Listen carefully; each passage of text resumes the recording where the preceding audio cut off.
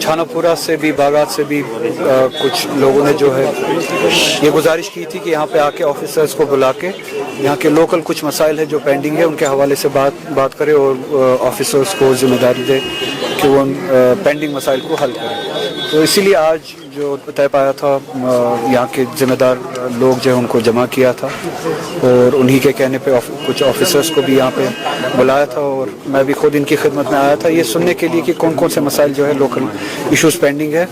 तो उन्हीं हवाले से बात हुई और उम्मीद है कि ये ऑफिसर जो है उस पर एक्ट करके इन इश्यूज़ को जल्द से जल्द ख़त्म कर। मैंने गवर्नमेंट को लिखा था, इससे पहले भी ये मेरे पास आए थे, ये इस ग्राउंड को जो है जवानों के स्पोर्ट्स एक्टिविटी के लिए रखा जाए जैसे कि हमेशा से फंक्शन करता है और पुलिस के लिए अगर उनको कोई ज़मीन देनी भी है उसके लिए कहीं और ज़मीन देखी जाए और रीलोकेट किया जाए। बदकिस्मती ये है कि हमारी इलेक्टेड एडमिनिस्ट्रेशन जो है इस बात को सीरियस से नहीं ले रही है अभी तक। इनके लिए जो है रीलोकेशन का या मुतबादिल का कोई इंतज़ाम नहीं किया है। पुलिस एडमिनिस्ट्रेशन जो नाम नहाद LG के ज़रिए चल रही है वो एडमिनिस्ट्रेशन तो लोगों को मुझे लगता है इस हवाले से तंग करने में ही लगी। जहाँ पे एक स्पोर्ट्स एक्टिविटी दहाइयों से हो रही है, स्पोर्ट्स एक्टिविटी के लिए ज़मीन को प्लेग्राउंड के लिए यूज़ किया जाता है, वहाँ से हटा के फिर आप लोगों को क्या मुतबादिल दे रहे हैं? अगर मुतबादिल नहीं दे रहे आप वहाँ से लोगों को क्यों हटा रहे हैं, जवानों को क्यों हटा रहे हैं? पुलिस के पास बहुत सारा पैसा है, एडमिनिस्ट्रेशन के पास बहुत सारा पैसा है। पिछले ही बजट में आपने सुना होगा 10,000 करोड़ के करीब जो एलोकेशन थी सिर्फ पुलिस के लिए थी, उस बारे में मैंने पार्लियामेंट में भी बात की। तो हज़ारों करोड़ जो है पुलिस के लिए, जम्मू कश्मीर पुलिस की मैं बात कर रहा हूँ, पुलिस के लिए एलोकेशन होती है अलग से। तो इतने हज़ारों करोड़ में से ये कहीं पे ज़मीन नहीं खरीद सकते। ये ज़रूरी है सताना हमारे बच्चों को या बच्चों को ही कहीं पे मुतबादिल दे, प्ले ग्राउंड दे। तो इन्हें इन चीज़ों से बाज आना चाहिए। फिर ये कहते हैं कि जो लोग जो है वो एजिटेट होते, एजिटेट कराने के रीज़न आप है, जिम्मेदार आप है। तो मैं आपके वसातत से पुलिस एडमिनिस्ट्रेशन से फिर से ये कहना चाहूँगा इस ग्राउंड को जो है प्ले ग्राउंड के हवाले से ही इस्तेमाल होने दें और पुलिस के लिए अगर आपको ज़मीन की ज़रूरत है, आपके पास पैसा बहुत है, कहीं पे और जाके आप रीलोकेट करें या कहीं पे इन्हीं को रीलोकेट करके ज़मीन दें ये जहाँ पे प्ले ग्राउंड एस्टैब्लिश करें, बच्चों को ना सताए। मेरी उनके साथ और उनकी मेरे साथ उनकी वो तो अब मुझसे नफ़रत ही करते हैं, मेरी उनके साथ डिफरेंसेस है इसी बात पे कि उन्होंने 370 को जो हमारा प्राइमरी और प्रिंसिपल प्रॉमिस है लोगों को कि हम वो लड़ाई लड़ेंगे। हम में से किसी ने ये नहीं कहा कि आप हमें वोट दीजिए और दूसरे दिन हम 370 लेके आएंगे। हमने 2024 के इलेक्शन में, असेंबली इलेक्शन में ये वादा किया लोगों से कि हम 370 की वापसी, उन प्रोटेक्शंस की वापसी की लड़ाई लड़ेंगे और जो कॉन्स्टिट्यूशनल प्रोटेक्शंस थे इस रियासत की उनकी वापसी के लिए हम इंस्टीट्यूशनल लड़ाई लड़ेंगे। इस गवर्नमेंट ने बदकिस्मती से वो लड़ाई छोड़ दी और इसीलिए लोग भी नाराज़ है और मैं भी उसी नाराज़गी को ही रिफ्लेक्ट करता हूँ। इसीलिए मेरी डिफरेंसेस है इनके साथ। फिर इन्होंने कहा स्टेटहुड, मैंने अंदर भी उसी हवाले से बात की। जम्मू कश्मीर के लोगों ने स्टेटहुड के लिए वोट नहीं दिया। अगर स्टेटहुड के लिए वोट देना होता तो बीजेपी को वोट देते। जम्मू कश्मीर के लोगों ने प्रोटेक्शंस के साथ, कॉन्स्टिट्यूशनल गारंटीज के साथ रेस्टोरेशन का के लिए वोट दिया। स्टेटहुड के लिए बीजेपी ने भी फिर इलेक्शन कैंपेनिंग में प्रॉमिस किया था, on the floor of parliament भी प्रॉमिस किया था। अगर लोगों को, जम्मू कश्मीर के लोगों को स्टेटहुड के लिए वोट देना था तो बीजेपी को वोट देते। उस आइडिया को रिजेक्ट किया लोगों ने।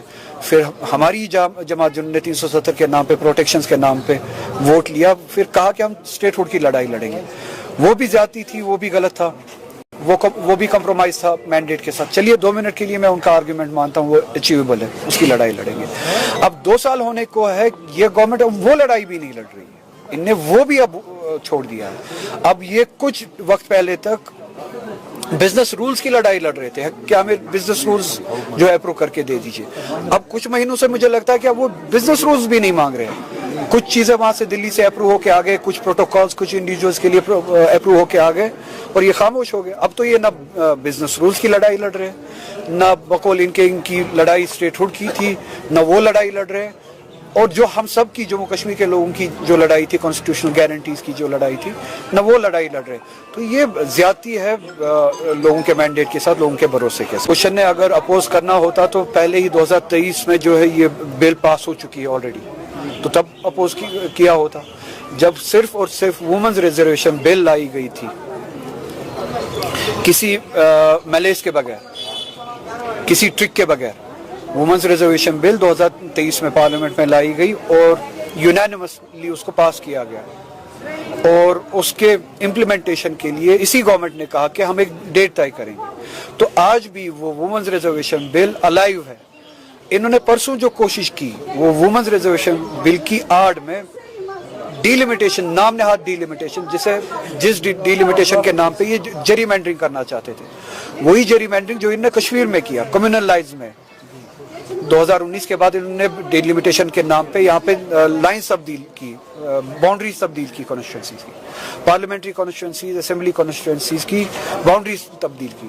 آپ جموں ریجن میں دیکھیے, آپ چناب ریجن میں دیکھیے, پنجاب ریجن میں دیکھیے, کشمیر میں دیکھ لیجئے, ان نے کمیونل لائنز پہ کانسٹیٹوئنسیز کو تقسیم کیا, اور بیلنس جو ہے سوسائٹیز کا ان کو الیکٹورلی کسی ایک خاص طبقے کو کسی خاص کانسٹیٹوئنسی میں مضبوط کرنے کی کوشش کی, کسی خاص طبقے کو مذہب کے بنیاد پہ, مسلم مذہب کے بنیاد پہ ان کو کمزور کرنے کی کوشش کی. یہی جری مینڈرنگ یہ جو چاہتے تھے پورے ملک میں کرنا چاہتے تھے ڈیلیمیٹیشن کے نام پہ, کہ مائنورٹیز کے ساتھ زیادتی کی جائے, ان کو الیکٹورلی ارریلیونٹ بنایا جائے, جہاں پہ مسلم جو پرسنٹیج ہے 30-40% کے قریب ہے کچھ کانسٹیٹوئنسیز میں, وہاں پہ مسلم پرسنٹیج کو گرایا جائے, ری ڈرا کیا جائے کانسٹیٹوئنسیز کو, باؤنڈریز کو, تاکہ ان کی پرسنٹیج 5-10-20% تک رہے, اور مائنورٹیز اور بالخصوص مسلم جو ہے الیکٹورلی ڈس امپاور ہو جائے. اسی طرح سے یہ چاہتے تھے کہ سیٹس میں اضافہ کریں. اس میں سب سے زیادہ اہم مسئلہ تھا پارلیمنٹری سیٹس کا, ساؤتھ سے لے کے نارتھ کشمیر تک. اور میں نے اسی حوالے سے بات کی پارلیمنٹ میں, میں نے ساؤتھ کشمیر کی بات نہیں کی کہ پورا ہندوستان ساؤتھ کشمیر بنے, یہ میری بات نہیں تھی. میرا مسئلہ, میرے کہنے کا مطلب یہ تھا کہ پورا ساؤتھ انڈیا اسی چیز سے گزرے جو الیکٹورلی جموں کشمیر کے ساتھ ہوا, کانسٹیٹیوشنلی جو جموں کشمیر کے ساتھ ہوا. جو نقصان جموں کشمیر کے لوگوں نے دیکھا وہ یہ ہے کہ ساؤتھ کے لوگ ریئلائز کرتے ہیں,